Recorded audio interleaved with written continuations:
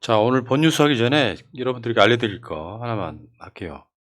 이번에 한국언론진흥재단이 디지털 뉴스 리포트 2022 보고서를 내놨는데 특이할 만한 게 있어서 몇 가지만 알려드릴게요. 지금 대한민국이 쉽게 표현해서 유튜브를 과하게 보는 나라.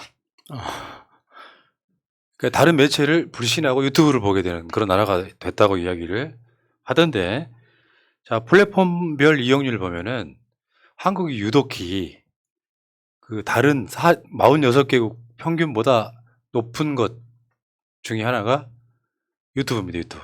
특히나 이제 뉴스를 소비하는 플랫폼으로서, 그러니까 외국은 페이스북이 가장 높은 비중을 차지하는데 우리나라는 유튜브가 제일 높은 비중을 차지한다는 게 굉장히 좀 특징적이더라고요.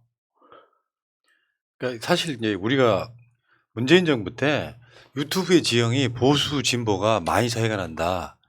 보수들이 문재인 정부 때 가짜뉴스 통해서 문재인 정부 타도하려고 굉장히 많이 들어와서 유튜브가 좀 활성화된 측면이 있고, 그 당시만 해도 보수 진보 차이가 한 3배 가까이 났을 거예요. 맞아요. 그렇죠. 그 전에 이제 팟캐스트를 진보가 먼저 선점했다 하는 이제 그런 인식 때문에 보수 쪽에서 이제 유튜브를 먼저 선점해야 된다 하는 이제 그런 급박한 심정으로 유튜브를 먼저 들어가서 선점을 하고 싶었지만 잘 안 됐죠. 이제 결과적으로는 이제 뭐 진보 진영하고 보수 진영하고 이제 비슷한 비율로 컨텐츠들이 유통되고 있으니까요. 지금 유튜브 뉴스 이용률을 보니까 진보가 53, 보수가 55, 중도가 43입니다. 그 정치에 관심 있는, 나는 보수다, 나는 중도다, 나는 진보다 하는 사람들 중에 진보는 53, 보수는 55 이렇게 이제 비슷해지고 있는 그런 느낌이에요. 상당히 많이 올라간 건데, 문재인 정부 때 소위 보수 세력이라고 하는 사람들이 문재인 정부가 장악한 언론을 못 믿겠다라고 유튜브를 보게 되는데, 네. 사실 그들의 컨텐츠는 정말 열악하지 못해서 좀 악마적 측면이 분명히 있었잖아요. 워낙 가짜뉴스를 많이 냈으니까. 그러니까 의도는 조악하고 품질은 그러니까 의도는 악랄하고 품질은 조악하고 이제 그런 특징이 있죠. 네. 그런데 이제 윤석열 정부 들어서 정반대 상황이 된 거라고 봐요. 그렇게 돼서 이 많은 분들이 오히려 유튜브를 보고 정보를 얻게 되는, 물론 여기에는 지상파 등의 기성 뉴스도 유튜브를 통해서 보게 되는 측면이 있어서 그만큼 다른 플랫폼들이 위험할 수 있는 이런 부분인 것 같고요.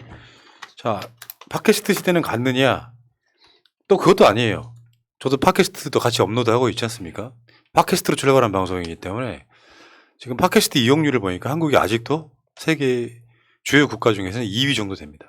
저희 이거 보고 진짜 깜짝 놀랐어요. 정말 많은 분들이 듣고 계시고, 유튜브나 팟캐스트나 다른 나라에 비해서 우리나라가 정치, 뉴스, 시사 이 부분에 소비하는 시간이 훨씬 많습니다. 오히려 다른 나라들은 뭐 어떤 문화라던가 그런 것들을 많이 즐기는 반면에 우리나라는 압도적으로 뉴스가 많더라고요. 네. 그 다음에 뭐가 있냐면 뉴스 회피 경험인데요. 뉴스 회피 경험인데, 여러분들이 안 좋은 뉴스가 나오면 아예 안 보게 되는 경우 있잖아요. 이것도 한번 굉장히 재밌는 조사였는데, 여기서 이렇게 표를 보면 저게 뭐지 하시잖아요. 이 색깔 중에 파란색 계열, 연두색, 뭐 녹색, 파란색, 여기가 어떤 거냐면은 내가 보기 싫은 뉴스는 아예 안 본다 이거예요. 밑에 한국 보면은 2022년에 그 파란색 계열이 훨씬 늘어났죠. 다 합쳐서 보면 67%. 스트레스 받으면 뉴스 안 본다. 그게 뭐냐면은 윤석열 당선됐을 때 우리가 TV 보기 어렵다. 이게 반영된 거라고 보시면 돼요. 그렇지만 멘탈 강하신 분들이 있는 거예요. 23%는 전혀 뉴스 피하지 않는다. 본다. 이렇게 답을 하셨고요. 새날 70만 구독자들이 여기에 있는 거 아닌가 싶습니다. 근데 이제 저 숫자에서 진보 53, 보수 55%저 숫자에서 이제 유념해야 되는 게, 그러니까 전체 이용자의 53%, 55%가 아니라 내가 진보라고 응답한 사람의 53%, 내가 보수라고 응답한 사람의 55%가 유튜브를 본다는 뜻이거든요. 그러니까 저 기사에서 이제 가장 강조했던 건 전체 유튜브 사용자층을 대상으로 봤을 때는 진보와 보수라고 응답한 사람이 20% 내외라는 거예요. 그러니까 나머지 80%가 중도층으로 남아있다는 거죠. 컨텐츠 시장으로 본다면. 그래서 그러니까 이 정파성이 없는 컨텐츠를 중심으로 시사 컨텐츠를 다루는 게 가능성이 있지 않을까 하는 게 이제 마지막 결론이더라고요. 예. 자, 뉴스들이요. 좋은 뉴스도 꽤 있습니다. 근데 대체적으로 뉴스들이 보면은 뭐랄까 검찰발 뉴스를 낸다든가 특히 심하죠. 채널1, TV조선이 검찰발 뉴스 단독 이런 거 낸다든가. 그러니까 이번에 이재명 대표권 관련해서도 전혀 상관없는 뉴스들을 막 쏟아내고 있잖아요.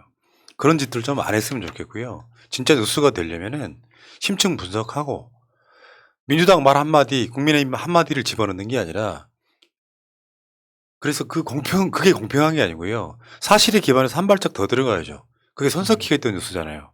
뭐 다 마음에 드는 건 아니었지만 이런 방식으로 자 어찌됐건 유튜브가 사실 대세가 돼버린 그런 느낌이고 진보 쪽에서도 유튜브를 이용해서 정보를 많이 보더라 이런 말씀 드리고요.